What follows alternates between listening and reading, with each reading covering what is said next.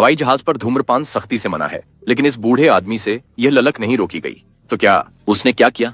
उसने चालाकी से काम किया, शौचालय में चला गया, एकदम सटीकता से धूम्रपान डिटेक्टर को खोजा, उसे टेप लगा दिया, फिर एक सिगरेट, एक लाइटर और एक पिस्तौल निकाली। पता चला यह बूढ़ा आदमी वास्तव में एक एयर मार्शल था। ये सबसे उबाऊ नौकरियों में से एक है जिसकी आप कल्पना कर सकते हैं। फ्लाइट अटेंडेंट्स बात कर सकते हैं और घूम सकते हैं, लेकिन एयर मार्शलों को आम यात्रियों के रूप में घुल मिलना होता है, हमेशा कोई भी संदिग्ध व्यवहार देखने के लिए। इसका मतलब है कोई सामान्य बातचीत नहीं, कोई मजाक नहीं, फोन हमेशा एयरप्लेन मोड में, बस स्थिर बैठना, घंटों तक खाली जगह में घूरना, समय पर उड़ानों के दौरान बाथरूम में छिपकर धूम्रपान करना उसकी एकमात्र मजेदार गतिविधि बन गई थी। लेकिन आज कुछ अलग था। इस बार उसका काम बहुत अधिक दिलचस्प होने वाला था। धूम्रपान के बाद वह अपनी सीट पर लौट आया और उसे एक गुमनाम संदेश मिला। संदेश चिढ़ा रहा था। क्या आपको पता है कि बाथरूम में धूम्रपान करना अपराध है?